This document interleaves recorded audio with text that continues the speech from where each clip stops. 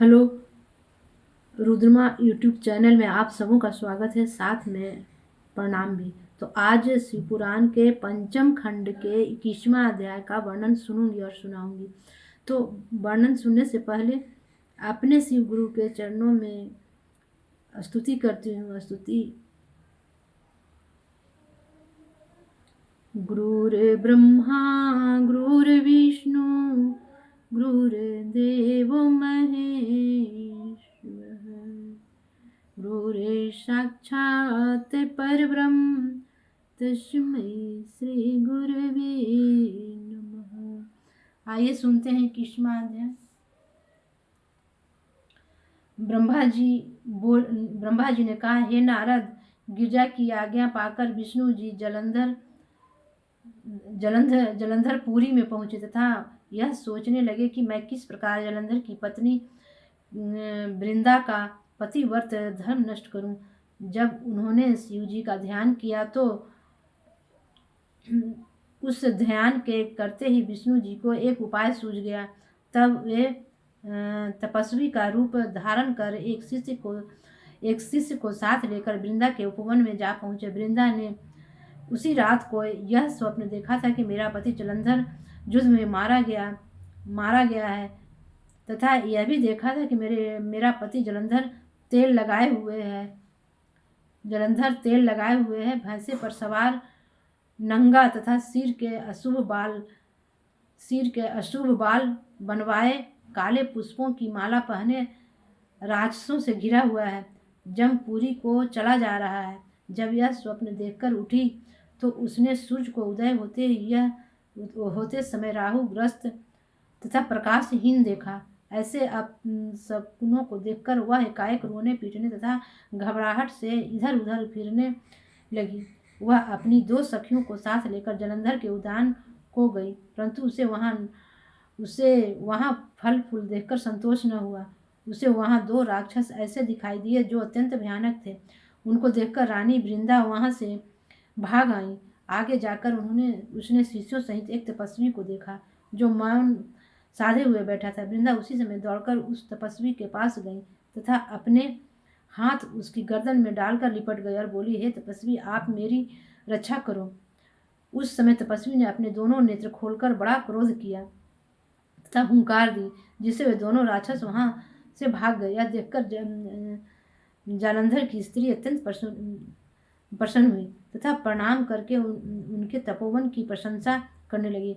फिर वह तपस्वी से इस प्रकार बोली, हे प्रभु, आप मेरे पति का जो शिव जी से युद्ध करने के लिए गए हैं वृत्तांत कहिए।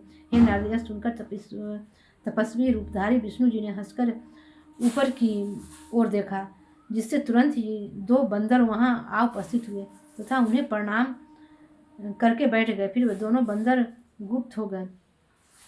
तदुपरांत एक क्षण भी नहीं बीता था कि दोनों बंदर पुनः पहले की भांति आकर बैठ गए। इस प्रकार उनके हाथ में जलंधर का शीश एवं धड़ था। उसे उन्होंने जोगी के सम्मुख रख दिया तथा स्वयं दुखी होकर बैठे रहे। उसमें वृंदा अपने पति का सिर देखकर व्याकुल हो पृथ्वी पर गिर पड़ी। तब तपस्वी ने पानी आदि छिड़ककर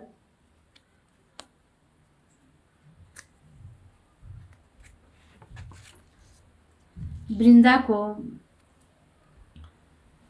सचेत किया। वृंदा पुनः रो रोकर अपने पति का सिर अपने सिर से लगाकर व्यथित होने लगी और बोली, हे नाथ, मैंने तो आपसे शिव जी के साथ युद्ध करने के लिए पहले ही मना किया था, परंतु आपने मेरी बात नहीं मानी। इसी प्रकार वह अनेक बातें कह कहकर रोती रही। फिर तपस्वी से बोली, हे महाराज, आप मेरे ऊपर कृपा करके मेरे पति को जीवित कर दीजिए। मैं आपके प्रभाव को देख चुकी हूँ, इसलिए मुझे विश्वास है कि आप इस योग्य हैं कि मेरे पति को जीवित कर देंगे। यह सुनकर मुनि वेशधारी विष्णु जी ने कहा, हे वृंदा, जो मनुष्य शिव जी की क्रोधाग्नि से मृत्यु को प्राप्त हुआ है उसे हम जीवित नहीं कर सकते, परंतु तुम्हारे दुख को देखकर हम इसको जीवित करेंगे। यह कहकर उन्होंने सिर को धड़ से जोड़ दिया तथा स्वयं अंतर्धान होकर उस शरीर में प्रवेश कर गए और जलंधर के समान उठ कर बैठ गए। तदुपरांत उन्होंने वृंदा को गले लगाया, परंतु वृंदा यह सब कुछ न समझ सकी और उसने बड़ी प्रसन्नतापूर्वक उनके साथ सहवास करके अपना धर्म नष्ट कर दिया। जब वह उत्तम रीति से विहार कर चुकी। तब विष्णु जी ने अपना शरीर प्रकट कर दिया। उसे देखकर वृंदा ने उन्हें पहचान लिया। तब वह अपने कृत्य पर बहुत दुखी हुई। उसने विष्णु जी के ऐसे छल पर बहुत क्रोध आया। वह बोली, हे विष्णु, तुमने वेद के विरुद्ध मेरे धर्म को नष्ट किया है। तुम मुनीश्वरों के समान स्वरूप धारण किए हुए बड़े अधर्मी हो। यह कहकर वृंदा ने विष्णु जी को यह शाप दिया कि जो राक्षस तुमने मुझे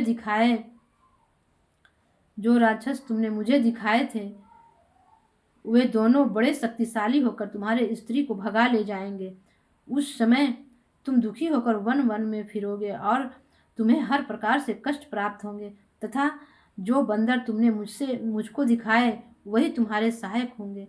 यह कहकर वृंदा बहुत रोई तथा चिता बनाकर अपने पति के साथ सती होने की इच्छा करने लगी। यद्यपि विष्णु जी ने उसे बहुत समझाया, परंतु उसने पतिव्रत धर्म दृढ़ करके कुछ नहीं माना। तदुपरांत वह शिव गिरजा का ध्यान धरकर सती हो गई और उसका तेज सबके देखते देखते गिरजा के शरीर में प्रवेश कर गया। हे नारद, विष्णु जी यह दशा देखकर बारंबार पछताते हुए उसकी सुंदरता के स्मरण में दुखी हुए तथा उसकी चिता की भस्म को अपने शरीर में मल कर उसी स्थान पर वास करने लगे। उनकी यह दशा देखकर देवता तथा सिद्ध उनके निकट पहुंचे और विष्णु जी को बड़े बड़े इतिहास का दृष्टांत सुनाकर समझाने लगे। आप तो स्वयं हर समय धर्म का पालन करने वाले रहे हैं। अब आप यहाँ से चलिए तथा अपने वैकुंठ लोक में विहार कीजिए। जो पाप आपसे दुर्भाग्यवश हुआ है वह सब शिव जी की कृपा से नष्ट हो जाएगा। आप किसी प्रकार दुख मत कीजिए तथा यहाँ से अपने स्थान को चलिए। आप हमें इन शब्दों के लिए क्षमा करें, क्योंकि हम तुच्छ आपको समझा रहे हैं। उन लोगों के इस प्रकार समझाने पर भी विष्णु जी ने किसी को कोई उत्तर नहीं दिया तथा उसी प्रकार शोक में बैठे रहे। हे नारद, शिव जी की माया बड़ी विचित्र है और सब उसी के अधीन रहते हैं।